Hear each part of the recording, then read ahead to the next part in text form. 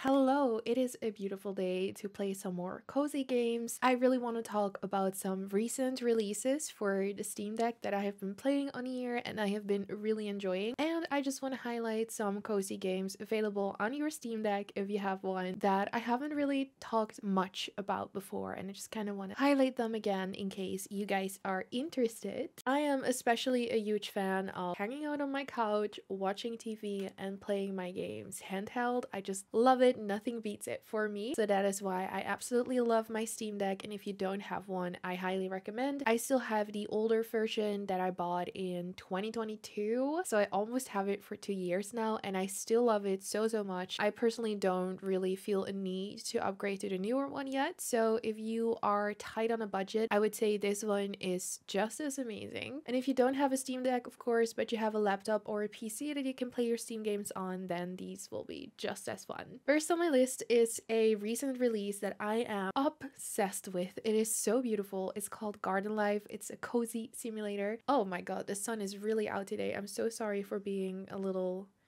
overexposed here. Now this is a game that is really for you garden girlies out there. Of course, for the garden gays, theys, whoever. I personally would love to have a beautiful garden that is so serene and I can just design it however I want, but I don't have the time nor the energy or the patience for a real one. So this is the perfect substitute. Let me tell you, I love this game so much. I especially love how just beautiful it is. Like look at it. Look at it. Look at this. It's stunning.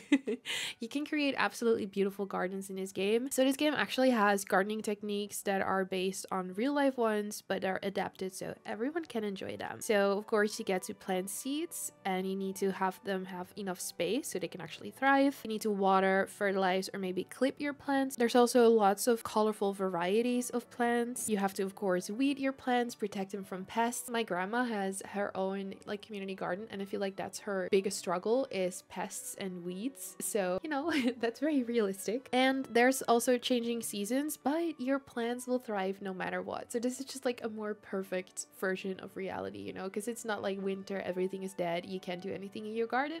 No, your garden is still thriving. And there's also a story mode or a creative mode in this game, which I also really like. So if you're just here to like chill out and design your garden however you like, you can just choose the creative mode. But if you also want to follow the story and kind of see what is happening with the community garden and the people involved with it, you can also follow the story mode, which I'm currently doing and I'm really enjoying that. So the story is basically that you are in charge of an abandoned community garden and you decide to roll up your sleeves to restore it to its former glory. So this way you actually like slowly unlock everything, but if you choose the creative mode, everything will be instantly unlocked for you and you just get to go design and be creative. Next on my list is Immortal Life, which I've been playing a bit of recently and I'm really pleasantly surprised by it. I didn't really have any expectations.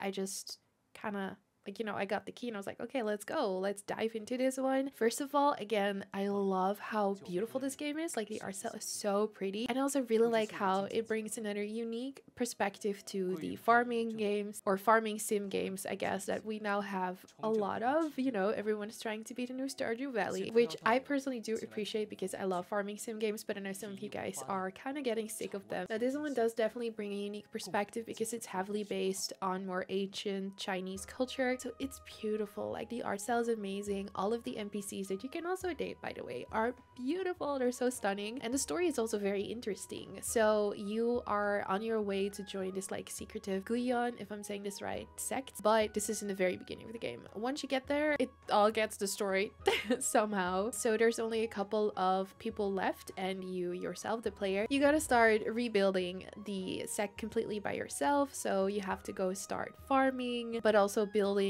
new buildings, and so you're all working together, like everyone gets their own role that way, and then there will be some combat later on, but overall it's definitely a very chill and cozy game. I just really enjoy it, and I think it's so interesting how they incorporate a lot of elements that were used back in the day in China for like agriculture and farming, so that makes it really interesting, and I'm very excited to just play more of it and get to know some of these bachelors because again, they're stunning. The art style for it is just beautiful. Snacko released like about few months ago, but I'm not entirely sure if I've talked about it yet. I might have in a video back then, but I just want to highlight it again because it's very much playable on the Steam Deck. Again, don't be discouraged by any orange icons. Orange always means that you can just play it. It usually just has some small minor things. For example, snacko will say like sometimes the keyboard won't pop up and you have to like manually click on it to have it pop up, and like that's it. So snacko is just super cute and charming. It is still out in early access, so there's still updates to come and it will have to fully release at some point, but you get to do so many things in this game. And first of all, again, I really like the unique art style of this. It combines like cutesy little art style with like pixel art. It's sort of like a mixture of things, which I think is so interesting, and I don't really see that very often. There's a lot of crafting and decorating in this game because you have over 200 items to craft and just place so you can decorate your house. You can also cook a lot. There's over 50 cooking recipes that you can use resources for again. So you gather your stuff, then you cook it, and then you can also decorate whatever you cooked with. There's also 25 adorable characters that you get to know, of which a whole bunch of them are also romanceable, which is so cute. And then there's a couple of story characters and some non-romanceable characters as well. There's a lot of cute stuff to do, like you get to raise livestock and produce, you get to fish and collect all of the different fish that you can find, you get to explore, and Momo is just so cute. So yeah, this is just an adorable game. Wanted to highlight it again. You can play it on your Steam Deck, and cozy games are just perfect to play on your Steam Deck. I don't make the rules, it just is the way it is. Next, I have a really fun game called Doomsday Paradise, which I also, again, don't know if I talked about this. I definitely did receive the key a couple of weeks / months ago, but I don't know if I mentioned it yet in a video. This is so fun though, and definitely my type of game because it combines like fantasy, dating, visual novel with a lot of humor. So it's just so fun. Currently, not enough people, I think, have played it on Steam Deck, or I don't know, they need to find out. So I tested it for you guys because it has like a big question mark whether it's playable. So far, I haven't run into any problems. Is definitely playable. They seem to just have a normal controller layout, so it's already designed for it. I was just able to play through it, and you just have to click a lot of the A button because it's more of like a visual novel style anyway. So basically the premise of Doomsday Paradise is whether you'll be able to get a date before the end of the world. So they're basically the people you can choose between are all hot monsters, which right up my alley personally. Apparently the game has over 100 different endings and 400 scenarios you can play through. One of them, according to PC Games, is being able to friend zone literally all of the romanceable characters in like a dating sim, which is amazing.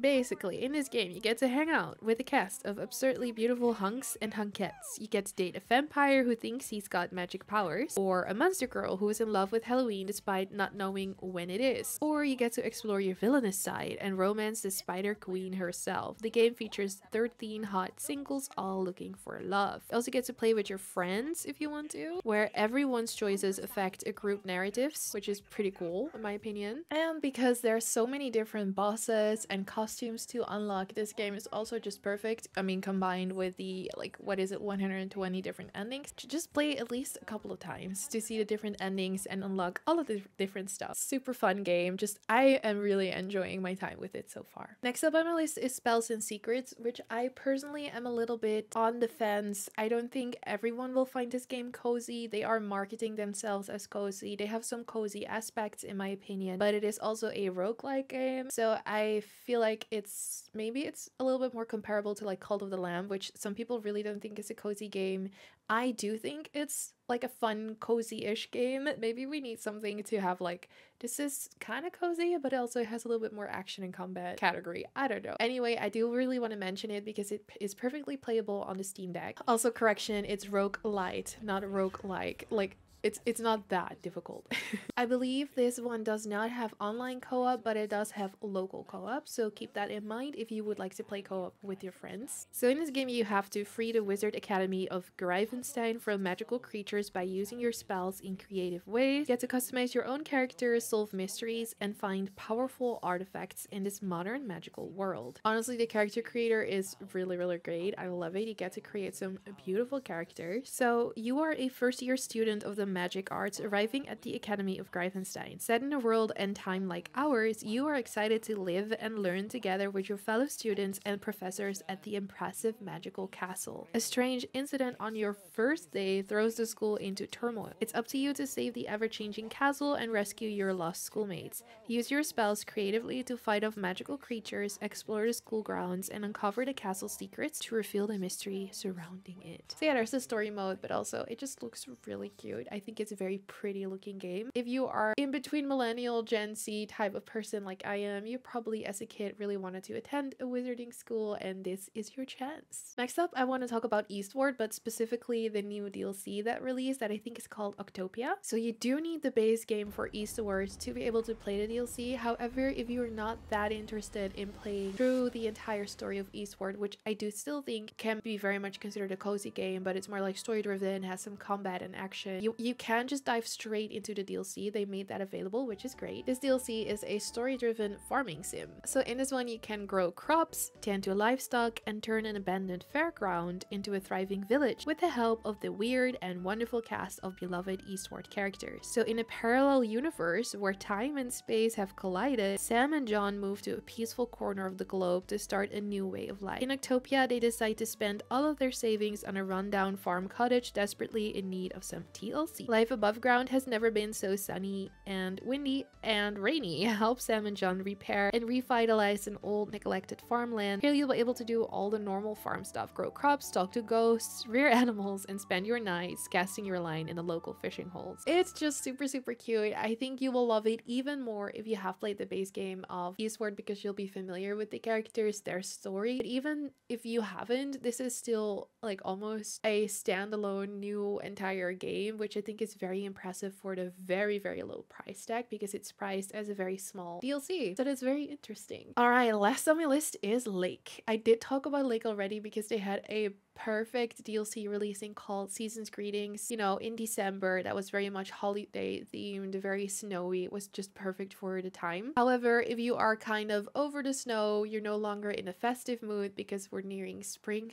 Finally, Lake itself is just a perfectly fun, very cozy game to play, and it's verified on Steam Deck. So this is a beautiful story-driven game, and the story itself is that it's September 1, 1986. You take on the role of 40-something Meredith Weiss, who returns from the big city to her quiet hometown. She exchanges her busy career at a software company to fill in for her dad, the local mail carrier. During her 2-week stay in beautiful Providence Oaks, Oregon, she runs into a few familiar faces as well as plenty of new folks. As Meredith, you get to decide who to talk to, who to befriend, and perhaps even start a romantic relationship with. Whatever happens, at the end of her stint, she'll have to make up her mind: return to her demanding job in a big city or stay in the town she grew up in. So in Lake, you get to experience a beautiful rustic environment without cell phones and the internet. So if you need some escapism, this will be it. Get to drive around the lake in your dad's trusty meal truck or let the autopilot do the work. Get to talk to a range of engaging characters, each with their own personalities and quirks. Get to choose after-work activities, hang out with your friends, help out your neighbors, or stay home and read a book. Experience 2 weeks of branching story that doesn't shy away from slice-of-life themes. Determine your own story. There are no right or wrong answers or endings, simply what you want to happen. Which is something I love, because, for example, in Ultimate games, you have very